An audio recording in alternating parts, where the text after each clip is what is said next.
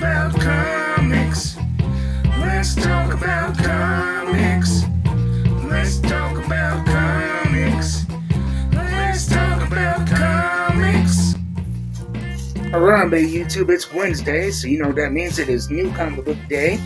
And we're going to go over what I got this week from Spellbound, Apothecary, and Entertainment. I am excited about this, and soon I'm going to be doing another unboxing from Midtown Comics. I always suggest you go sign up for them, even if you're not going to buy anything right away, because they will send you notices about flash sales and deep discounts. And I took advantage of that, so we're going to be getting a bonus comic book unboxing this month. But let's get into what I have in my hands right now from Spellbound, Apothecary, and Entertainment. And we're starting off hot with one of my favorite books from one of my favorite universes from one of my favorite current publishers. That is Gunslinger Spawn 43 from Image Comics. I really like this aesthetic here. It's very much an Old West aesthetic. Something that you would expect more from the Deadly Tales series of Gunslinger Spawn, but still fitting for the character.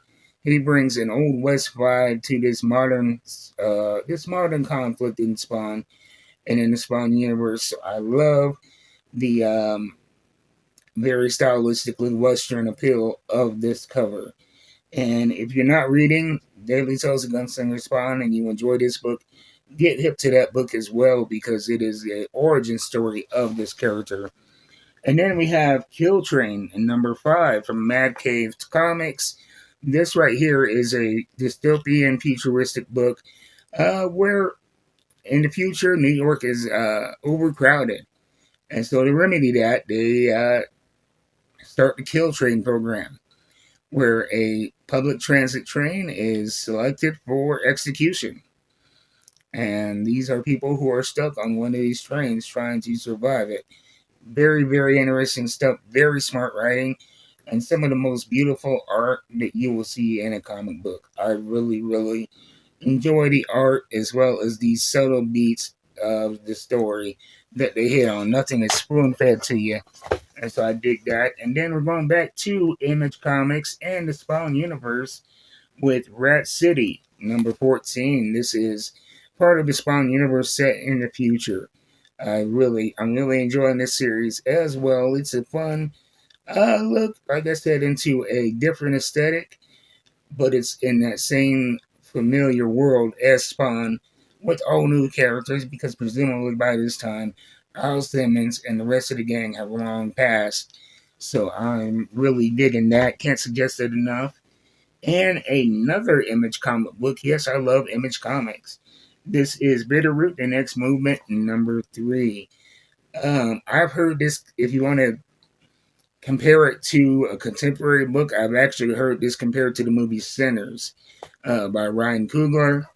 And that it seems to be all the rave. It is a historical fiction about black people in the civil rights area whose families, they come from a lineage of monster killers. Monsters fueled by systematic racism and hate. Very, very hip stuff. And I might do a review on this for my Juneteenth special day. I'm going to be rolling out a lot of videos focused on black characters in comic books and other nerd culture. So who knows? Maybe this will be one of the bonus Juneteenth videos I roll out. And then we have Heatseeker Exposed, a gun hunting series. This is a very quick turnaround. The last Heatseeker book just finished a couple of months ago, and they are back at it again, but I am really enjoying it. This is from Titan Comics as well. I really enjoyed the last story arc, and it has me excited for what's going to be happening here. What was the last? I think the last book was Collision Course. This is from Titan Comics, as I mentioned, and it's not one that you're going to want to share with your kids or anybody who does not like explicit material. It is an adult book with, nudity, foul language, but the writing holds up. And then we have Birds of Parade, number 21 from DC Comics. And then we have The Spectacular Spider-Men from 14. And yes, I said The Spectacular Spider-Men because it features both Peter Parker and Miles Morales.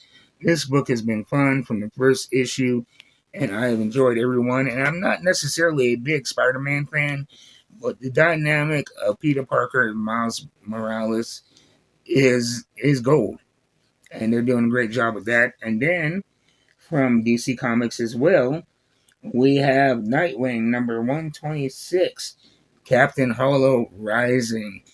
Nightwing is taking on a vigilante, going after dirty cops.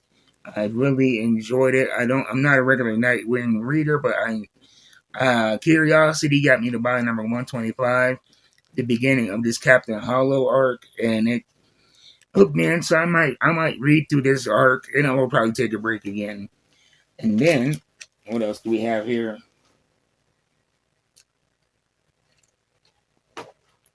From DC Comics, Superman Unlimited, number 1.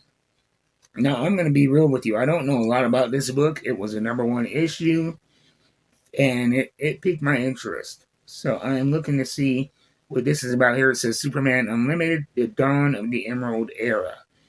So I will probably do a review on that and let you know what I think about it being a brand new book. And then we have Daredevil, number 22.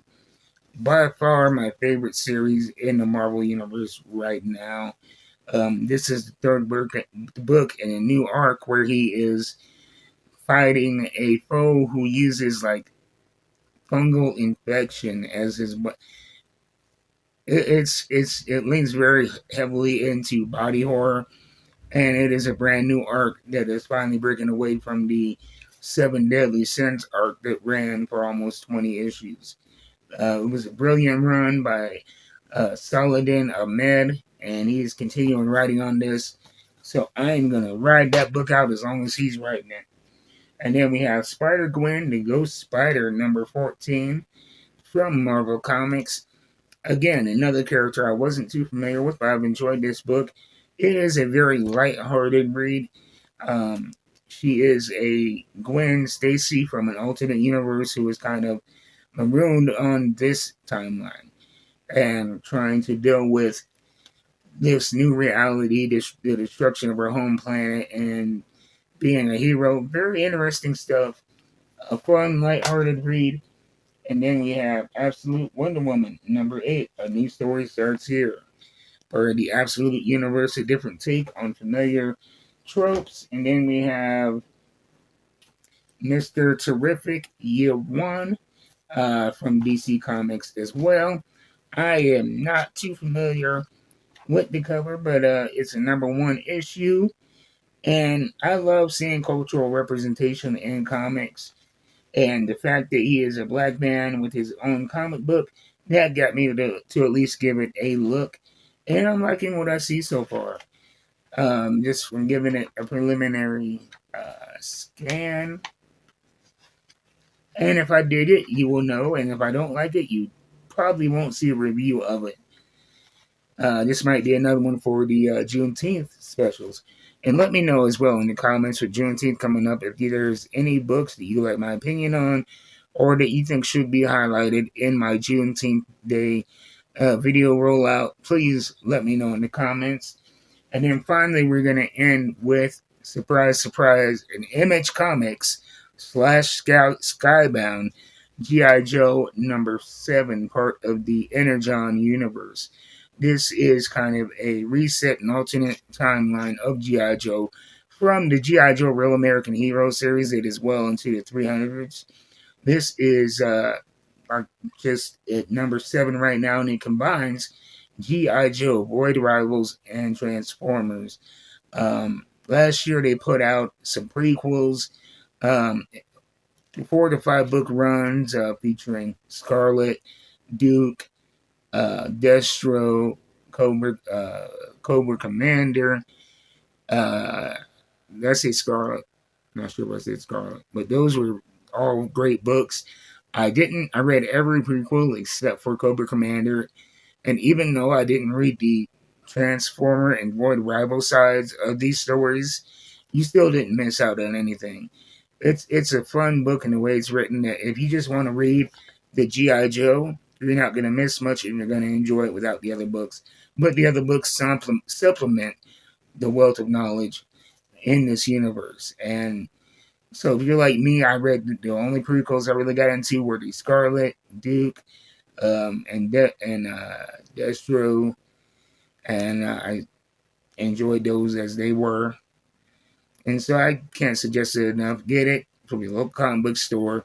And if you're in Wyoming, I always suggest my friends at Spellbound Apothecary and Entertainment, where I got these books from. They're located in the Eastridge Mall, right in between Best Buy and Target, directly across from Hot Topic. If you order online or over the phone and you're in Wyoming, they will ship them out for free when you order over $35 worth of books. So check them out at spellboundcasper.com and in the Eastridge Mall. I will see you next time. Until then, keep reading them books. You know I'm going to. I got a bunch of them to catch up on. I'm out.